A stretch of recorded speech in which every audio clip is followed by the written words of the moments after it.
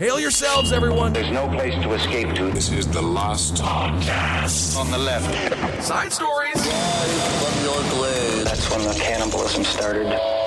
Side stories. Yes.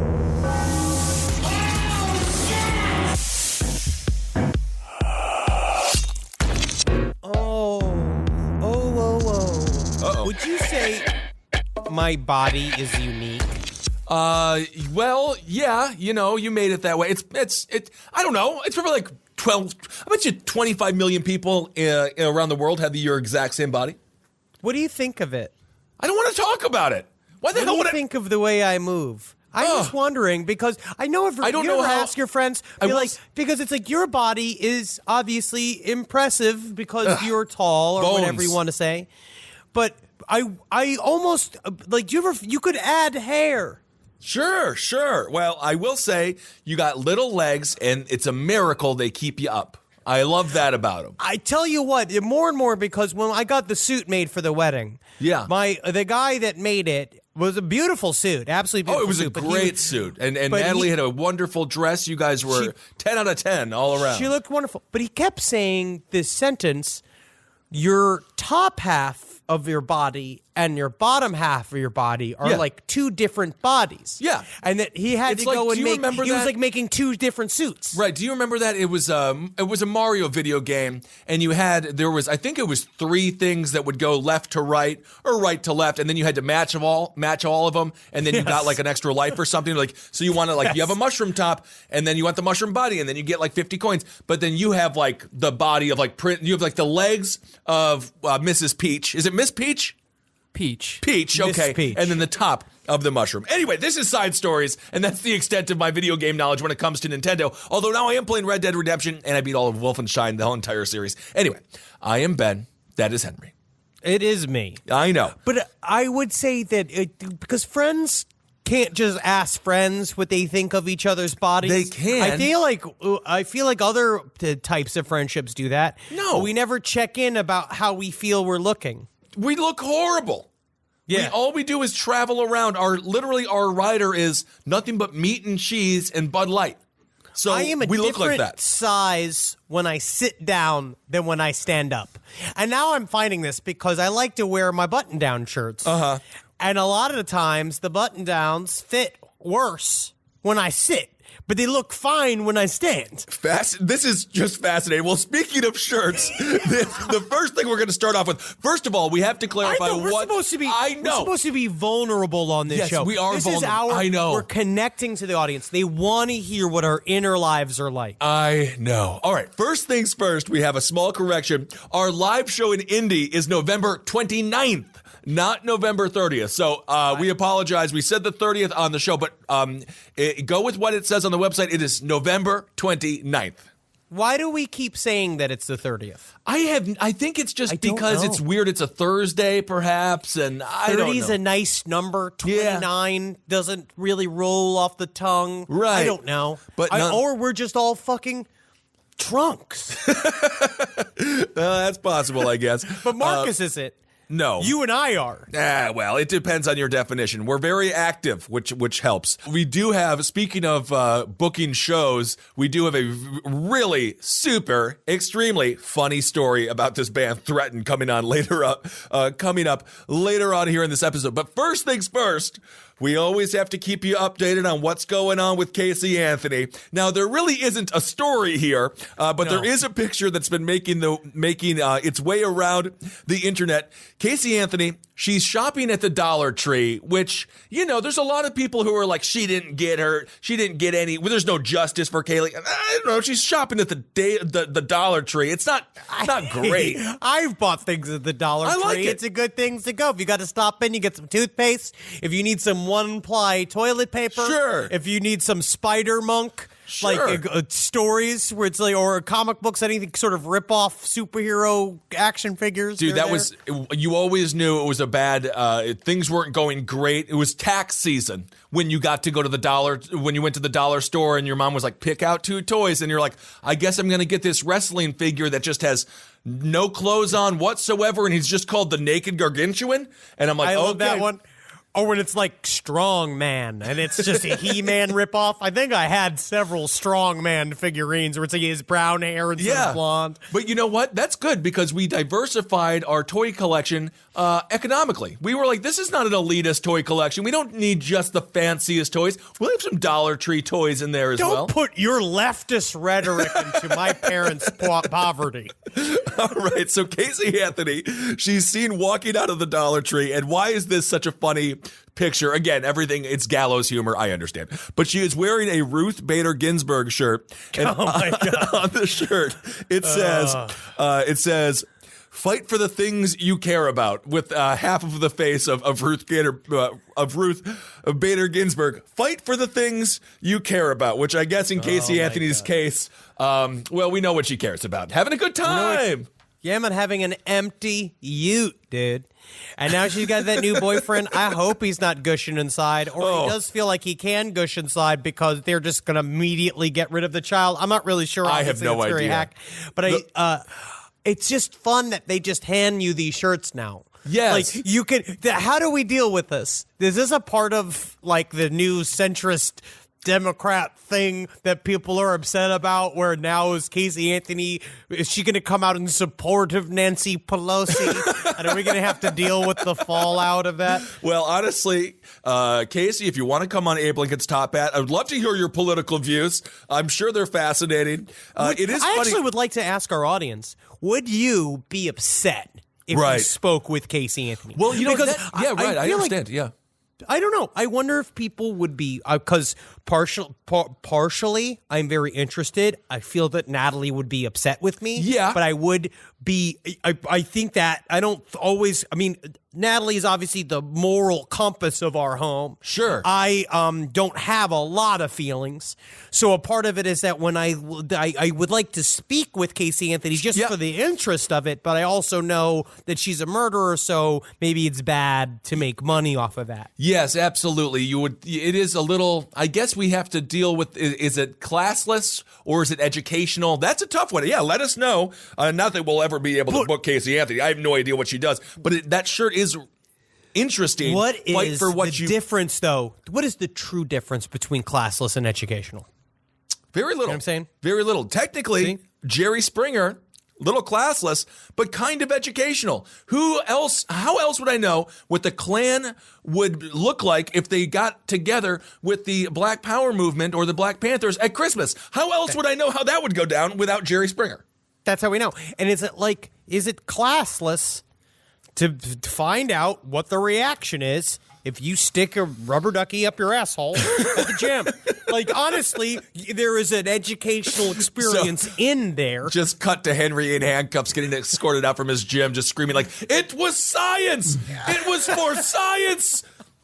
All right. Fight for the things you care about. Obviously, we know she wanted a carefree lifestyle. And Casey Anthony, if you do read, this is just a stupid little TMZ story. If you read the comments, it is funny that they are like, people are trying to get political with it. They'll be like, typical liberal Democrat doesn't care about the life of a child. All this shit is like, oh my God. Oh my God. Do not go crazy here. Anyway, so honestly, they're just trying to hide that picture because Ruth Bader Ginsburg probably somewhere being like, right on, sister girl. I think that's how she speaks. Miss Ginsburg, that's Casey Anthony. Yes, I remember she had a wonderful series on television. Are you my daughter? Oh, no. This is hitting way too close to home, given our current circumstances. But yes. So anyway, Casey Anthony. Do you think that when it comes to Casey Anthony, what do you think her feelings are regarding being haunted by or hunted by the paparazzi? Because I guess when you're a celebrity, you say, yes, this is horrible. I love Britney when she shaved her head. I love that. We talk about that in our live show. Leave Britney alone. But at least they were getting money. Casey Anthony is broke and hunted by paparazzi. That seems kind of like hell. I think that there is a thought somewhere deep inside of her, obviously speaking out of my asshole because I am not Casey Anthony. Nope. But I believe that she enjoys the attention up to a point. I think that she likes being relevant. I think that she probably caters to it a bit. I think she hid for a while. Yep. Because she was advised to. Yes. By certain people. I think they said, well, maybe you should stick out of it. I think that she is then currently being advised to be more popular. This shit does not happen without a PR person. Right. She has hired somebody that is telling the paparazzi where she'll be. Sure. They are going out. All of this is orchestrated always. As soon as you see these pictures, sometimes it's gotcha moments, but a lot of times it's planned. That's interesting. I'm trying to think of people whose celebrity careers were catapulted by crime. The first name that comes to mind, because John Waters put her in so many movies, Patty Hearst. Patty Hearst flipped and reversed that, because if you watch the actual story, she was into it. She was quite into. She was the one. She was alone. She looked great in that beret with the machine gun. She looked great. She was alone at one point in the van while her compadres went to rob a store, and they were running out, and the owner of the store came out with a gun and was like, give me back my rubber bands. I don't know what they were stealing. And she just straight up got a gun and was just like, I'm going to shoot up this. There was no one telling her to do it. She did it. No. Everyone's like, damn, Patty, you're really intense. I want to be in movies. I actually wonder who it's because Robert Blake's career was destroyed. Yeah. O.J. Simpson could never make that Frogman movie ever again. He can't do that now. There's not coming back to make Naked Gun with him anymore. No. They're not going to do that. I'm trying to think who else could have been catapulted by crime. Most of the time it hurts. Most of the time it hurts, and or at the very least, most of the time you have a Charles Manson, yes, catapulted in a fame sense, but not in a free sense. Not in a free, not walking around gets to go to a Dollar Tree. Right. Because Charles Manson would have loved to have gone to a Dollar Tree. Oh my just walking God. around, man, I can't believe there's soap everywhere. You don't have to steal it from a rapist. Not that I need it. All right. Sirhan and Charles Manson fighting over soap would be quite fascinating, and I'm sure it happened. I think they were just trying to give it to each other. Maybe. Yeah, I don't want it. Please I don't watch. want it. The reverse fight over something. All right. So that's Casey Anthony. And DM us on or email us at sidestorieslpotl@gmail. Let us know what celebrities have been catapulted by crime. They're free and their careers took off because of it. That's a really unique celebrity angle there. So we can also narrow down the crime we need to commit to get to the next level. Seems like murder it is. It has to be murder. I don't want to murder. No, you don't. We already talked. We blab. No, we I don't want need to it. steal a diamond. Oh. Ooh, what if we got all dressed up in black? Because you'd be a very interesting cat burglar. Yeah. Is there a thing such as like a bear burglar? It's like there's a reason it's not named after it's not like a moose burglar.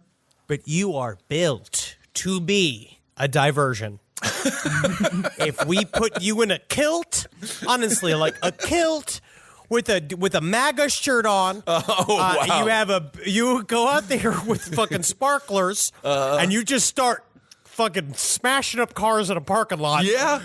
Screaming like, it's a grand old flag, it's a high five flag. And it's like, you will get all the security up out of the building, and then I can ding dong dong ding ding ding ding, all in black. Right. With my little beanie cap on and my suction cup gloves, up on the side and getting into the time. Boys can dream. Yes, indeed. Well, if you want to watch a good movie about a cat burglar and someone who perhaps killed Mengele, Iconoclast is an interesting documentary if you get a chance. Very interesting documentary. That guy is a fucking character. I love art crime. I think it's very, very interesting. Absolutely. So, Time Traveler from 3700 brings back part of robot he killed during human versus AI war.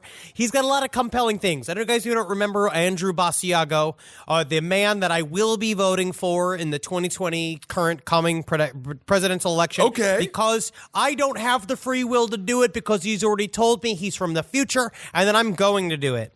All right. And that's how it is. So it's like, that's how you got my vote.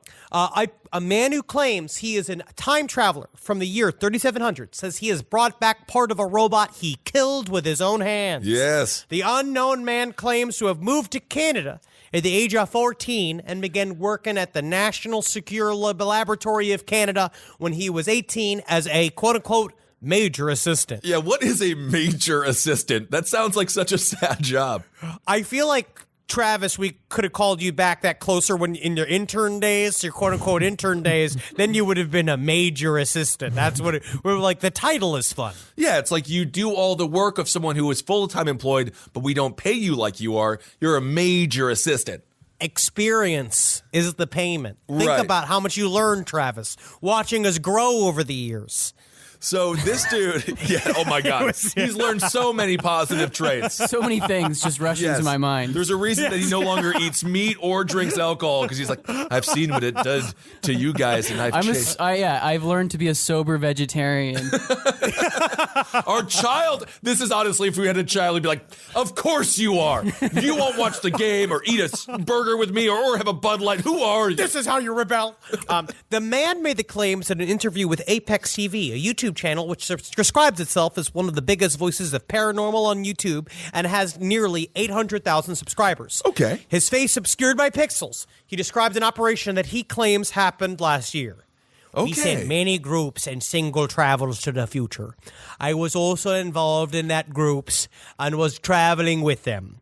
We were traveling to random years, but our main target was the year 3700, don't you know? Okay. Since the year 3000, humanity was entirely replaced by robots, artificial intelligence, and softwares. Okay. He said, This is the next sentence coming up here. I just find to be one of the most confusing sentences of all time. I've been to the year 3000. Not much has changed, but they do live underwater. That is such a huge change. How can you say not much has changed, but they're fish now? How does that? What are you talking? That is a massive change. It's a big flip. What do they It still is have a big flip. ATMs? I mean, what is happening? It's a big flip. He went on to say that on September 20th in the year 3700, every robot on Earth started a war. He claims that over 30% of humans were destroyed in their first attack. That's actually The not robots- too bad. 70% That's not live. actually- That's not. This is what I'm saying. If robots want to fucking come at the throne, they got to win. All right. The robots who had artificial intelligence, once they understood their power, they understood their dominance above humans and raised above them. They were slaves, but became the leaders. The war had been started. The war that kind of nobody seen before. He has a lot of errors in it. Oh, there is a lot. He's dealing with a lot. So- There's a lot. In fact, he claimed that the only reason the robots were not successful in eliminating the entire population was because they could not get access to the codes for the launching system of nuclear rockets. How wouldn't they be able to? This is why I know this might be too skeptical. I'm having a hard time believing him. Why? Because if you're a robot, you backdoor. You can get access to any codes. You create the code. You are the harbinger of the codes. I mean, the whole thing is in robot hands already, basically, isn't it? The codes aren't just like written on a Scrabble board, like behind some bookshelf in the Oval Office. This is the year 3000. So I think they may have understood, because there's a book in the three-body problem that I was reading for what seemed to be close to 6 months. That series, a lot of it, what they realize is that the robots, the nanomachines that were watching them, the alien race that they were versus in those books, they had sent these microscopic machines to watch every action of humankind. Okay. But they realized that the way that they could figure out to beat them is that they had to do this thing called the wall facer program, where they would sit.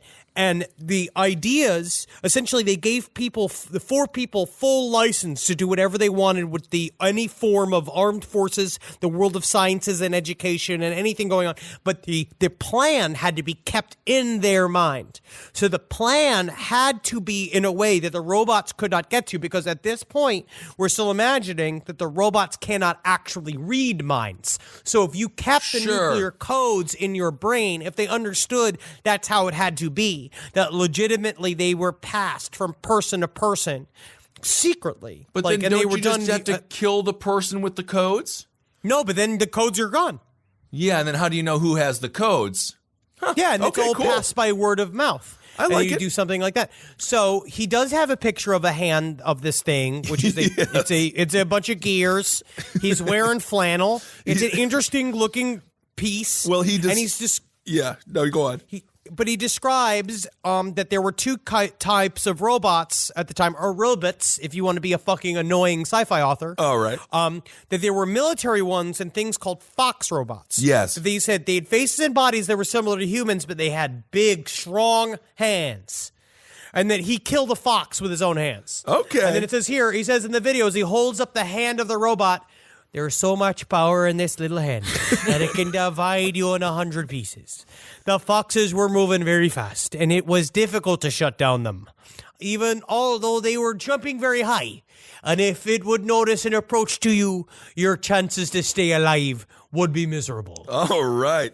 He goes on to say there's been a total of 18 expeditions to the year 3700. And yeah, I mean, this is interesting stuff here. So what do you think happens now? They bring up the idea of the butterfly effect. Obviously, the great Ashton Kutcher film. Ashton Kutcher vehicle. Yes, the Ashton Kutcher vehicle, who I'm a fan of, by the way, despite the fact that some people criticize him. I mean, they literally had to remake the movie Jobs because of his movie Steve Jobs. They had to redo a biopic because it did not work.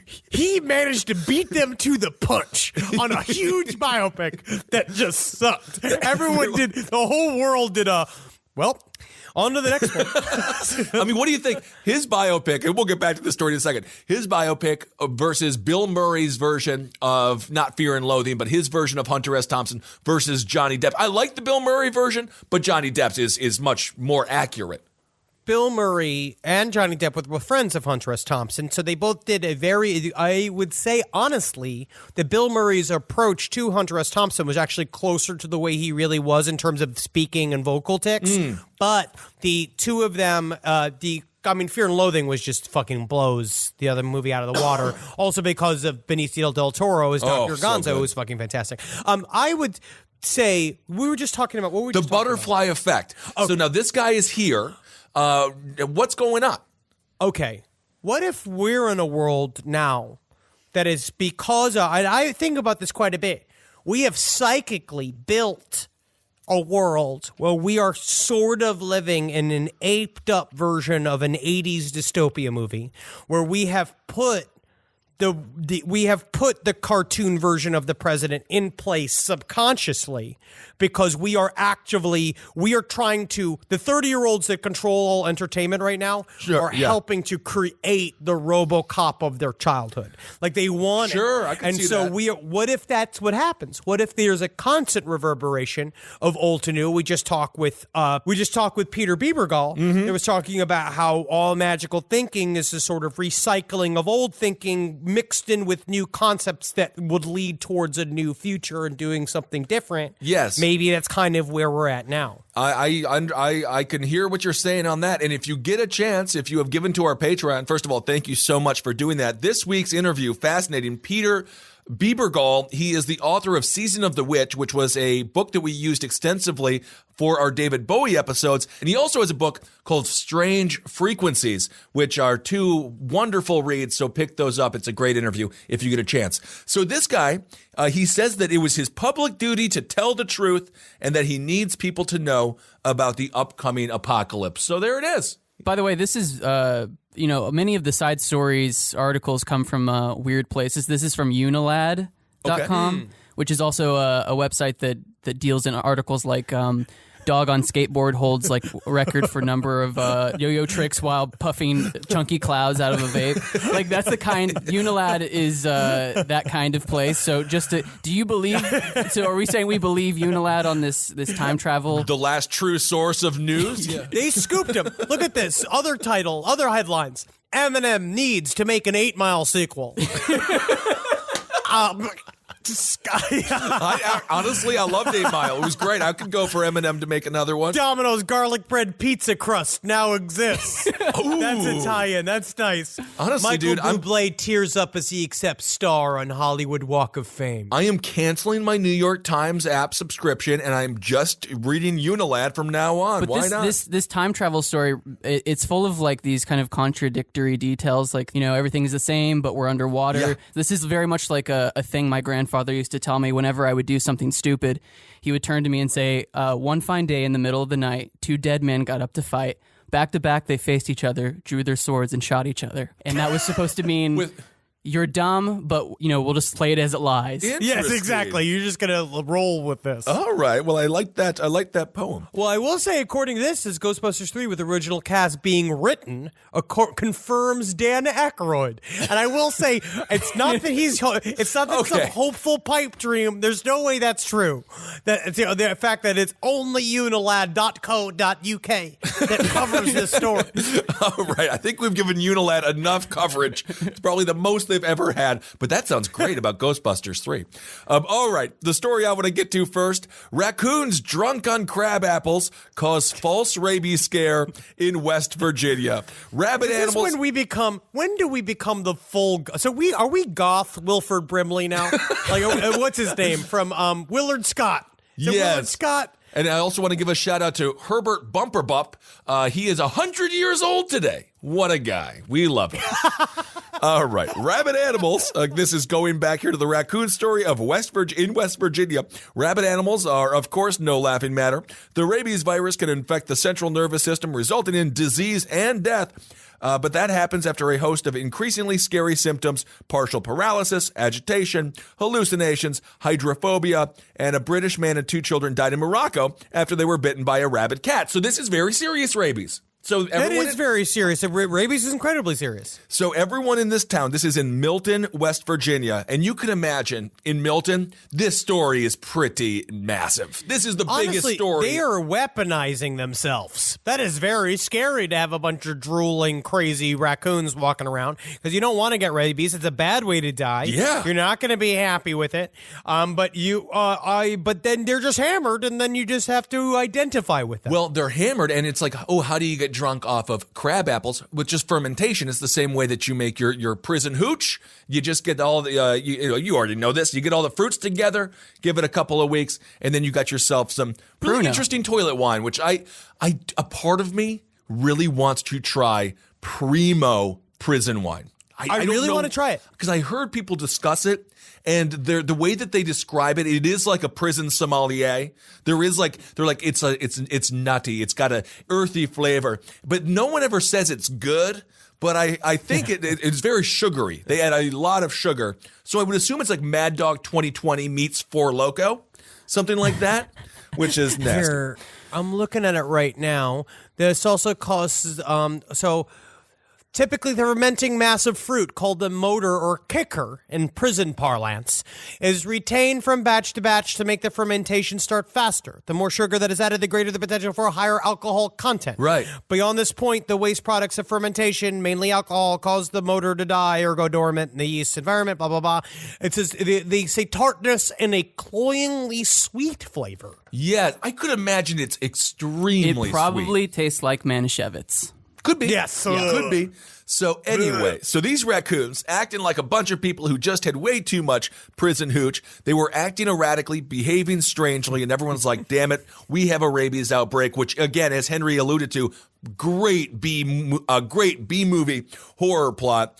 But they caught 2 of them, and they realized they were dealing with a different issue. The raccoons weren't rabid, they were hammered. This is according to the police. They said, turns out they appear to be drunk on crab apples. And the police also described them as staggering and disoriented. The apprehended animals were held in custody and allowed to sober up in what can only be deemed as a raccoon drunk tank, which is honestly the cutest day ever for a local jail when you just have 2 hammered raccoons. Just be like, sleep it off, Stewie. Sleep it off, Herbert. I'm fucking writing a cartoon called Raccoon Drunk Tank. That is a great. I would watch it in a fucking second. Another descriptor for Pruno is bile-flavored wine cooler. Ooh, I like that. This is not the first time this has happened, by the way. Oh, by the way, the raccoons sobered up and they were free to go. They just went right back to the wild. This isn't the first time it's happened. It also happened in Gilbert, Minnesota. I love the names of these towns. They received reports that, quote, birds, I think we actually covered this story. Birds were flying into windows, cars, and acting confused. We did on this show. This show. We have covered this. Drunk animals have become, it's kind of my favorite story. So anyway, if you're in Milton, West Virginia, watch out for the drunk raccoons. This is one person commented on the Chiefs post. He said, "This explains why I've hit 7 birds with my car this week." Again, that's in Minnesota. So it happens. So be careful. But I'd also say I was aiming for them.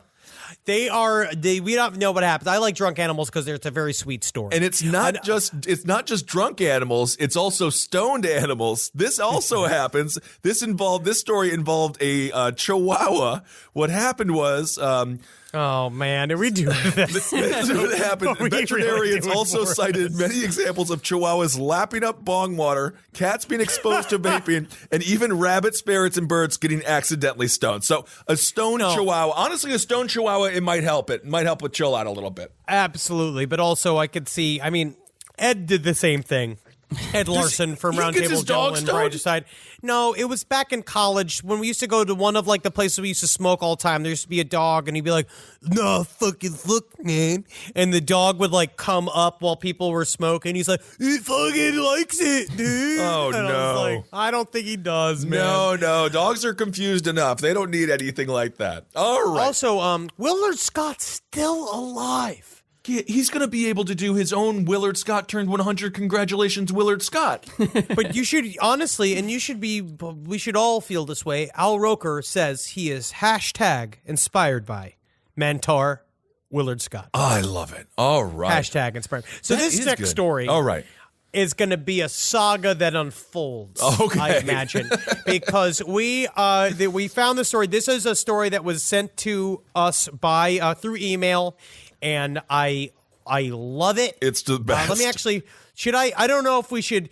You let me know. It was one person in particular who sent me this email. You let me know if you feel like if people want to be shouted out for sending us these stories, because I don't want to do it against your will, because sometimes who knows what this exactly. So but thank you for everyone who DMs us and emails. You guys are all awesome. Yeah, it's tough to decide that. So that's why we just said we won't do names, because some people are more introverted than others.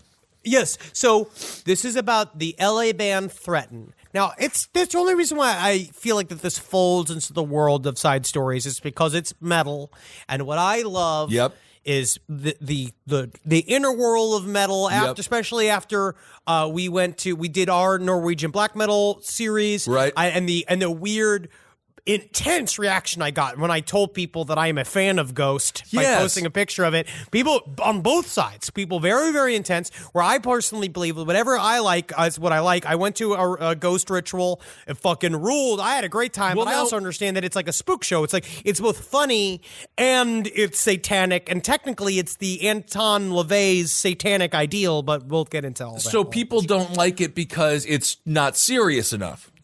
They think that maybe it's because, the Axiom Kissel. But what about the fake metal? But that was the best thing. Like Alex Cooper sort of defined that. He kind of created that over the top guillotine, like really fun. What have we learned is that all metal there is even your darkest, most evil shit that you like is performative a little bit. They are guys that go to the store, and if they're not going to the store, somebody's going to the store. And if they're living they are doing shit, they have a life. They sometimes will have dogs. They'll sometimes they'll drive a Prius. Oh, absolutely. Because they have a Prius just in their house. It's happened sometimes. I would love to watch Marilyn Manson just picking out Pillsbury, just the Pillsbury little, not the muffins. What do we got there? The rolls, the Pillsbury rolls. Cinnamon rolls. Okay, never mind. Go on. But I just feel like, to me, all fucking metal is going to be whatever it is that you like. It fucking get into it if you want to. Man. Oh my God, metal's the best. It should allow it inside of your soul. Speaking of that, I had a chance to meet Jerry Only from the Misfits.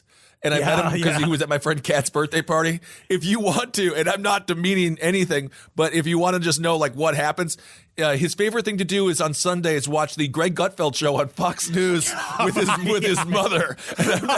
But that's what they're just people. And Jerry was extremely, extremely nice, and I'm happy that he supports my friend's programming. I suppose it's great. Yes. All right, so LA band Threatin faked a fan base to land a European tour that no one attended. Now, this is a deep dive, and this story is coming out as we're gonna see more about this story. But essentially, this guy who goes by the name, the frontman and leader, Jared Threatin, He posed as a non-existing booking agent. He landed gigs. He used fake live footage of alleged pack shows in Los Angeles. He bought Facebook likes, event RSVPs, YouTube views, and lied about ticket sales numbers to swindle venue owners and talent buyers into taking on an entire European tour. We're literally talking about... It's incredible. The amount of shows is I'm trying to find was called the Break in the World Tour. Ooh, he kind of did UK that. and Europe, which is fucking sweet as shit. It was 1, 2, 3, 4, 5, 6, 7, 8, 9, 10 dates throughout Europe. And they were saying that apparently they were a little bit on the smaller side, the venues. But you're talking about he said to these opening bands and all the shit people he attracted to it that it was completely sold out. Right. And then he arrived to perform at empty venues using an entire cobbled together fan base. I love it. Which you can do. You can do it. This reminds me a little bit of Kevin Costner in Field of Dreams. I think Yes. Jerry Threatin. Yes, he's been sort of criticized, demonized. Some people call him a liar, and rightfully so. Thief. But he a con man. con man, sure. But he built it. Now they did not come this time, but I think this is going to launch Threatin. I would go to a Threatin concert. It sounds kind of fun. And also, they must have... Who are the 3 people that showed up? Because literally the number was like 4 people at one venue, 3 at the other. It was his guest list. It was the people he brought. Oh, I love it, man. And so this story will unfold. But yes, there's a part of me that does understand you just got to build your own fucking mythos. Yeah, dude. You have to sell yourself. You have to start somewhere. And then eventually maybe it pans off into something else. The problem is that when you get all of these other bands involved and you ruin their night and you ruin their money. Right. Well, that is one of the funniest quotes here. Obviously, the opening band's extremely livid. This is a quote from the lead singer of the band, The Unresolved. He says, "So my band, The Unresolved, played last night at Asylum 2 in Birmingham. The day before, 7th of November, we got a message from the Ghost Machines explaining there was nobody at their Bristol show with Threatin. They thought they'd been ripped off by the band booking. We spoke with Asylum, who told us they'd been told it was a sellout, but they checked ticket sales and there were 0. Asylum made it free entry. So Asylum, The Unresolved, and Ghost of the Machines are extremely upset. And you don't want to piss off. You don't want to piss off Ghost of the Machines. I don't know. Hell yeah. So this is what he's just straight up. So this is his response. So he has the stories. So one of his responses, I think, is very interesting because he says, "What is fake news? I turned an empty room into an international headline. If you are reading this, you are part of the illusion." Honestly, dude, Jerry Threatin. Yeah, dude, I am correct. getting on board with Threatin. Do we have any? Fucking correct. What a fucking asshole. He's such an asshole. He's got Axl Rose like bravado, but again, no fan base, which is pretty incredible. Unfortunately, we are boosting a signal. Sure. So we probably shouldn't even do it. But it's just so funny to see the gall of it when you look at it. And like John Viner, the booking manager at the Underworld, was one of the venues they played. Right. They played the full show. They've paid awesome. the higher fee up front. We're obliged to see the thing through. The most remarkable thing is that it didn't seem to bother Threatin. He seemed quite happy to give it all without an audience. Dude, I love this guy. Also, you don't even say. So he even did this. So he did hashtag marketing, hashtag psychology, hashtag social media at Joe Rogan. So he's trying to get on Joe Rogan. Honestly, I'm sure that he will be on Joe Rogan. Why not? And feel free to come on our show, Jared Threatin. We can have you on. I would love to talk to you about... He goes by the name Jared Eames. He used to play with a black metal band called Saetith. Cool. Saetith. But that was really it. So they say it's really, it's remarkable that they were able to pull this off. It seems Stage Right Booking was a fake entity. And if you actually go to Spotify, you'll see that this band, which it's interesting that these venues didn't do any research. They were like, looks good. If you go to Spotify, you see they have 43 monthly listeners on Spotify. So it's 43. So that's actually... makes sense. They got about 3 or 4 people at each show in the UK. Technically, those are fans. I just don't know how to. Unfortunately, I don't know how to not support him. No, I have You know to. what I mean, I don't know how to go and not and say, and like this obviously will play out over the next couple. But we've worked too hard, Kissel. Did he get? I know. That's what all this is. I know. We just all of us. Well, I mean, Marcus. I mean, obviously, whatever. Well, his Yes, eyes Marcus are is not bleeding, here. but he's fine. Marcus, he's fine. Yeah, he's fine. He's fine. He does. Yeah. Oh, yeah. He does all the work. All right, we work. We do stuff. You don't know what it is behind the scenes. It's spiritual work. Sure. A part of it. You know what I mean? That's No, what we don't have do. to go. Anyway, I have a question, though, Henry. Did he get this tour paid for? Did he just... He paid for it. Oh, he did pay for it. He said he paid all the fees up, but he has shows coming up. So we'll see what happens. So now the problem is that he did this, and now he has shows coming up. And so they are going to, I mean, we'll see what happens, because it feels like he could almost have drummed up his own audience. It's honestly, stranger things have happened, and as Henry alluded to earlier, fake it till you make it, I guess, and we'll see if those folks start paying attention. But now, I didn't actually listen to any of the music. Have you had a chance to hear any songs from Threatin? It seems to be that a lot of this shit got pulled down.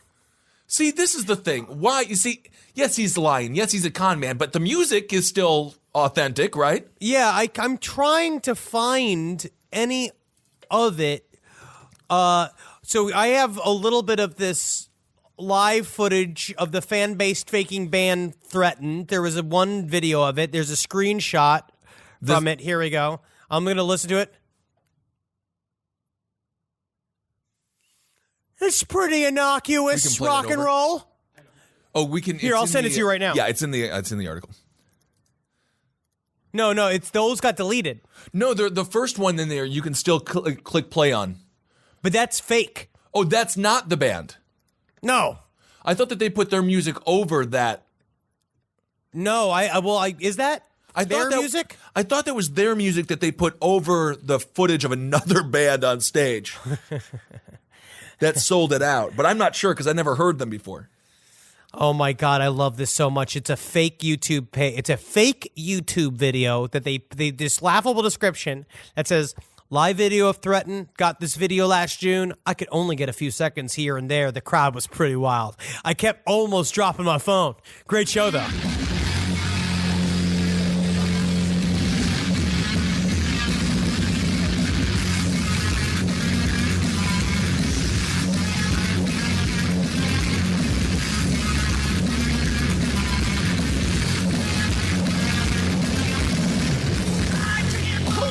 Well, honestly, I would be one of the people that would go. I think it would be kind of fun to see them. If you're the lone guest in attendance, you feel like you can, like a king being treated to some rock and roll music.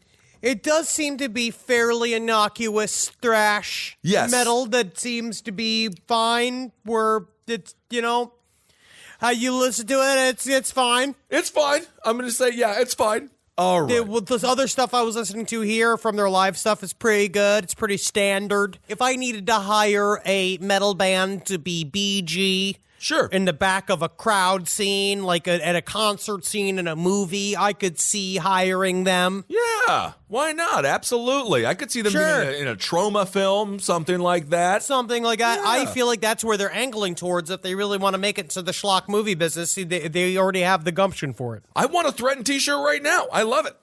The world's most successful, least successful band that I've ever heard of. What? Threatin.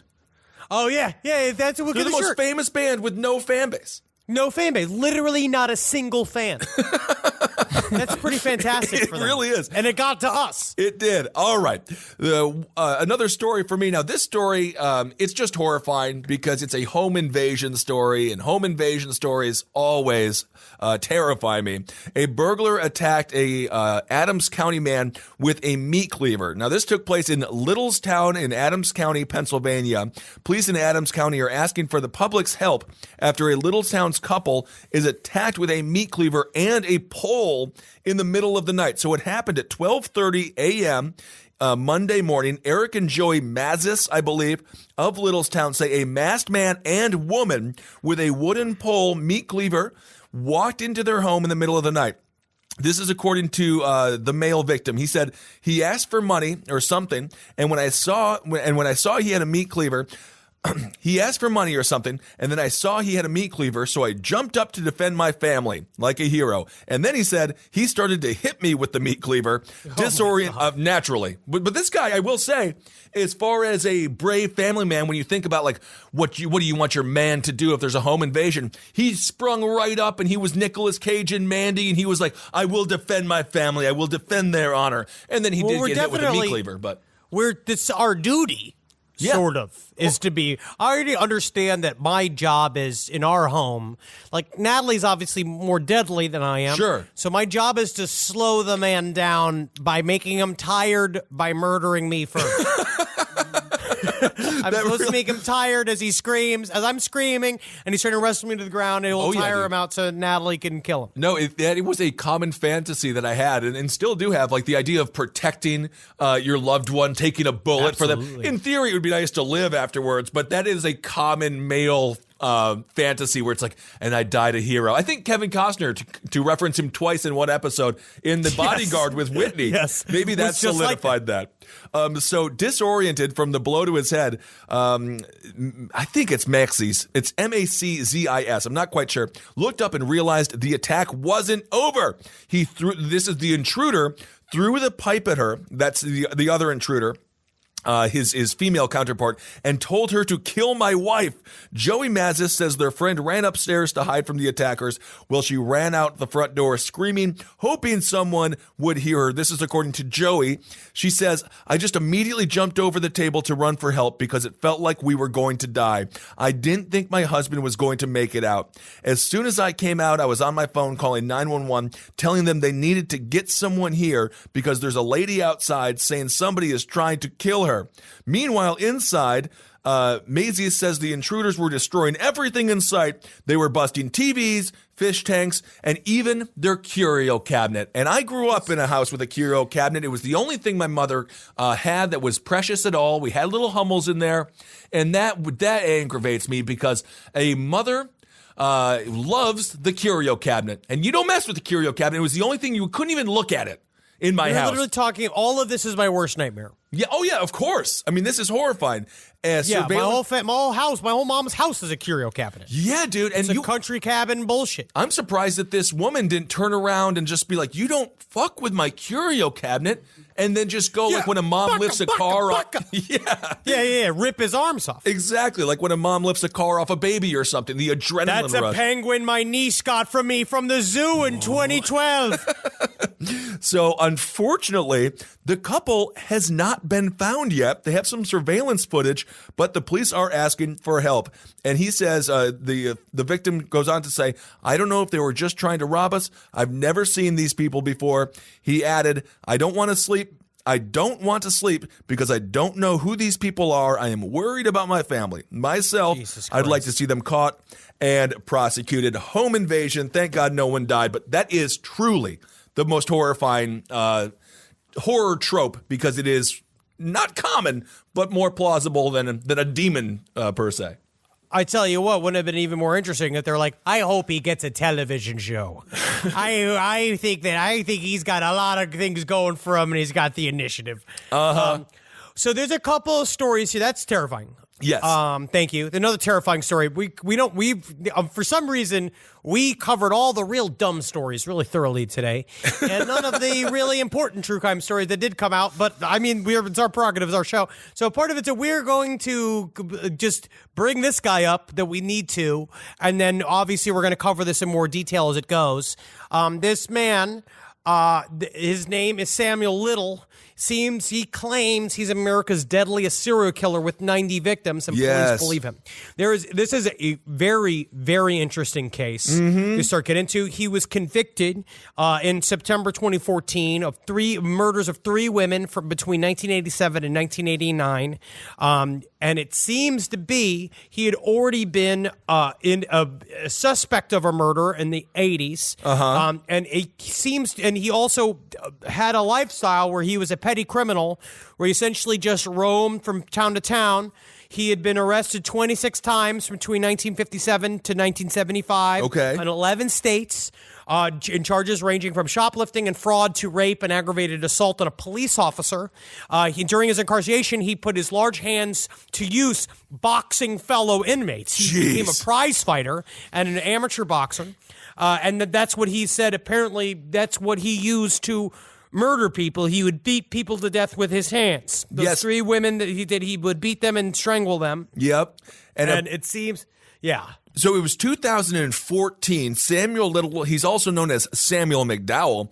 This is one of those cases where DNA evidence was able to be used, and those cold cases were from 87 to 1989. And now, have we said how many people?